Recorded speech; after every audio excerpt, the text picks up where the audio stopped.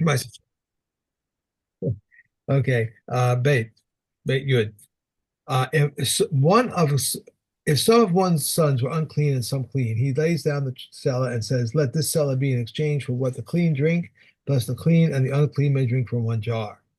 A man may not say to his fellow, "Take this produce up to Yerushalayim for a share," but he may say to him, "Take it up, and we shall eat it and drink it in Yerushalayim." But they may give it each other as a present. One may not buy truma with Maaser Sheni money because it reduces the number of the tsumas, but Reb Shimon permits it. Said Reb Shimon to them, why if we rule leniently regarding peace offerings, which renders pigul, nota, or unclean, shall we not rule lenient in the case of truma? They said to him, if they rule leniently regarding peace offerings, which are permitted to non-priests, shall we rule leniently in the case of truma, which is forbidden to non-priests? Okay. Okay. Mishnah Gimel. Misha Hayu Lo Maos B'Yerushalayim. So he's taken his Maaser Sheni money to Yerushalayim, and he suddenly realizes that he doesn't have enough cash to pay for something non-edible. Like, let's say he needs to pay for his accommodation or some other clothing or something that you can't spend Maaser Sheni money on. And he says, "Oops, I got a problem." The Peros. Now he's got a friend over there who's got unconsecrated produce. So what he can say is, he can say to his produce, with his friend's agreement, he can say, okay, my money is now being redeemed onto your produce. His friend says, okay, great, I'm going to eat it anyway, and I'll be eating Maaser Sheni. It's fine. I'm happy with that. Gives me more of a mitzvah. So now this guy can eat his peros batara. And he can pay for his hotel bill. Mm. Okay. Lo yomar kain la'ama aretz ela b'demai. But if the guy who's got the produce is an Amaretz, you shouldn't do this because Amaretz are not careful with Tuma and Tara, and now you're putting a Mechshel in front of him. Unless you're Right. talking about the Maaser Sheni that comes from Demai. Right, Maaser Sheni, that's already Safek, and most likely it's not really Maaser Sheni, so we're not going to add a Gezerah on top of a Gezerah. Right. Okay, Mishnah Dalad. Peros Birushalayim and Mas Medina. Now what happens if the guy has got his Peros now in Yerushalayim and he left Paris, Chulin Paris. So he's got regular Paris in Yerushalayim, and he says, okay, let me redeem my Maaser Sheni onto these Paris. Puts in his hand in his pocket and says, oi, I left my money at home. His money's at home in Beit Shemesh. So the lucky thing is he can still go ahead. The money doesn't have to be present for him to be machalal it. You can just remember Uh-huh. that money over there is in Beit Shemesh, but I can still be machalel that money onto this produce over here, and that becomes Maaser Sheni. What That's a happened to finish. what happened to Give me you? 1 second. Show 1 second. Okay, be careful. Okay. Okay. Thank you. I'm sorry. What happened? No, what happened? Oh, I'm still here. it sounds like a chiddush then. To say that the money's in Beit Shemesh and he's. Yeah, so you can, but well, that's the big deal over here is that yes, your money does not have to be physically present for you to redeem it, and in the Right. reverse case too. Let's say he brought his money to Yerushalayim, and and it's like the case of the previous mission. He's got Maaser Sheni money in Yerushalayim, and he's got produce and in outside of Yerushalayim. And for whatever Mhm. reason, he needs again to redeem his money so he can pay for his hotel bill or something like that. And he doesn't have a friend nearby who's prepared to do the swap. So he has to do it on his own produce. Omer,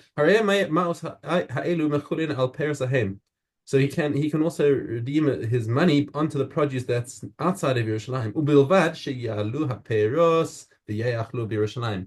But now he's made a commitment because now once you have turned Maaser Sheni money into produce, that produce is permanently Maaser Sheni. You cannot redeem it again. Uh, Only the original produce can be redeemed. The original Maaser Sheni can be redeemed onto money. But once you take Right. the money and put it back into Maaser Sheni, there's no more That's pidyon. it. Okay. Okay. So if he wants to pull this trick, he's got to remember that produce has got to come back to Yerushalayim. Okay. Mishnah, hey, Ma'os nichnasos liYerushalayim v'yotzos. So money of Maaser Sheni is allowed to come into Yerushalayim and leave Yerushalayim. You don't have to spend all of your money in Yerushalayim once it's been turned into Maaser Sheni. If you've got it in a little pouch that's called Maaser Sheni, You can take out as much as you need and leave everything else in and take it home, not a problem. But it is a problem for Paris. Paris nichnasim ve'enan yotzin. Once you've got produce that is Maaser Sheni and you bring that into Yerushalayim, the walls of Yerushalayim grab it and say, this produce is never allowed to leave Yerushalayim. It goes into your tummy or it gets spoiled or whatever, but you cannot take Maaser Sheni produce out of Yerushalayim ever. Rabban Shimon ben Gamliel disagrees. He says, Af haperos nichnasin v'yotzin. But the footnote over here is that Rabban Shimon ben Gamliel is not saying that you can take it home. He's saying, like, let's say you've got raw wheat and there's a mill outside Yerushalayim. He's saying, okay, you can take your wheat outside to the mill as long as you're going to bring it back. Uh-huh. Even that the Chachamim says too far. You got to find a mill inside Yerushalayim if you want to take raw wheat and grind it. And the halacha is like the Chachamim, not like Rabban Shimon ben Gamliel. Yeah. Okay, back to Maaser's Hey Daled.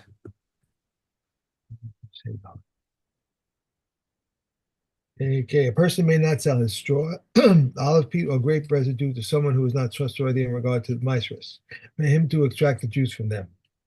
If he extracted them, he is liable to maestros, but is exempt from truma, because he who sets aside truma has his mind the broken, the sides, and what is there inside the straw.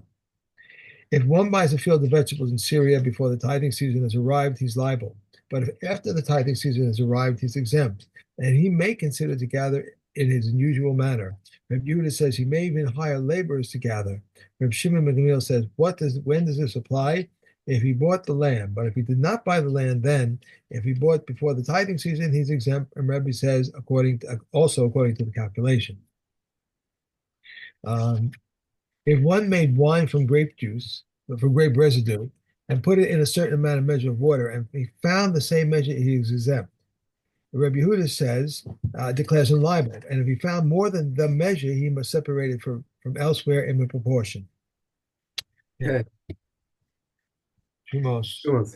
Hey, Tess. Okay. If a saw, no, sorry, that's wrong. If a saw of truma fell into 100 and one ground them and they became less, just as the chulin became less, so the truma became less and is permitted. If a saw of truma fell into less than 100 and one ground them and they increased, just as the chulin increased, so that the truma increased, and it is forbidden. If it is known that the chulin wheat is superior to that of truma, it is permitted.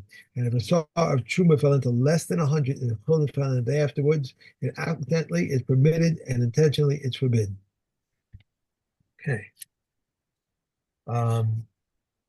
If one eats truma inadvertently, he must pay its value plus 1/5, whether he eats it or drinks it or anoints it with it. Whether it is clean truma or unclean truma, he must pay 1/5 and the fifth of the fifth. He may not pay in truma, but in tithe chulin, which becomes truma, and that which is given in payment is truma, and the priest decides to forego it. He cannot do so. Okay. And one more.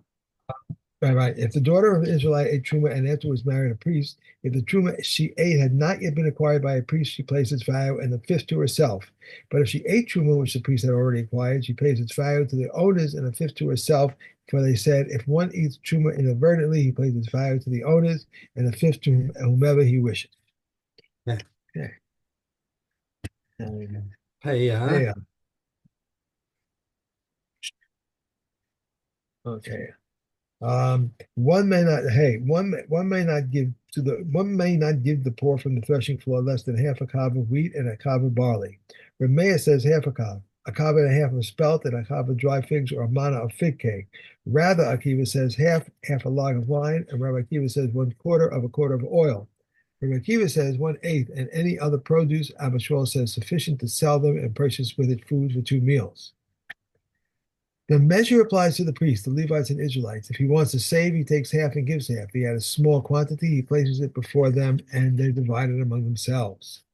They do not give a poor person who wanders from place to place less than a loaf worth upon punjan when 4 sars cost a seller. If he stays overnight, they give him a night's outfit. If he stays over the Sabbath, he gives him food for 3 meals. He who has food for 2 meals may not take from the tamchu. Food for 14 meals he may not take from the chuppah, and the chuppah is collected by 2 and distributed by 3. Okay. Negaim.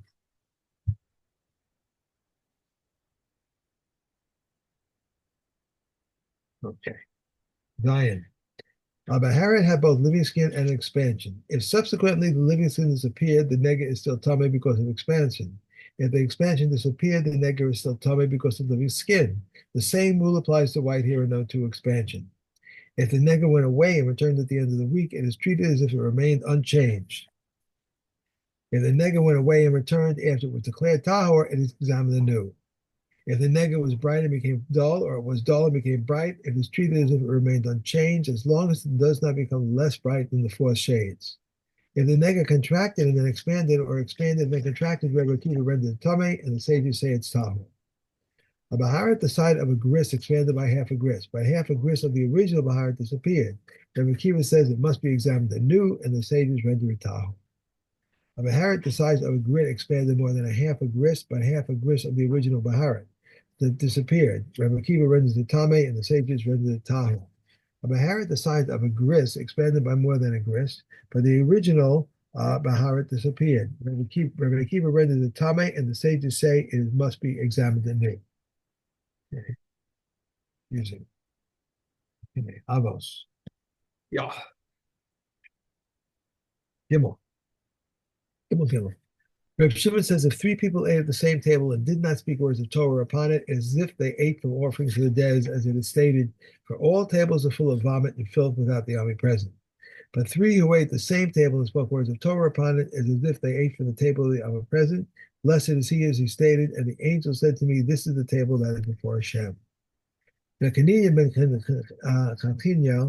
Kachinya says, one who stays awake at night and who travels on the road alone, who turns his heart to idleness, he bears guilt for his soul.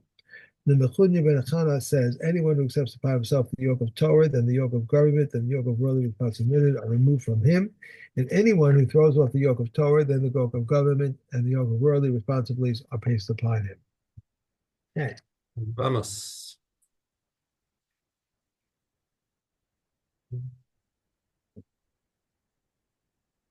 Okay, good. Aleph Aleph. A man may marry the relatives of a woman he raped or seduced. If he rapes, seduces her relatives after he married her, he is liable. A man may marry the woman raped or seduced by his father, or the woman raped and seduced by his son, and Rabbi Yehuda prohibits the woman raped or seduced by his father. If a woman's son's converted with her, they perform either chalitza or yibum, even if the first were not conceived in sanctity, but were born in sanctity, and the second was conceived and born in sanctity. So too in the case of a slave woman whose sons were emancipated with her. If the babies of five women became confused with one another and they grew to adulthood and married and died, four performed Kalitza with one widow and one may perform Yibum with her. He and three others perform Kalitza with another widow and one may perform Yibum with her. Thus, four Kalitzos and one Yibum are performed with each widow. Okay, that's it. Thank you for getting. Thank you for making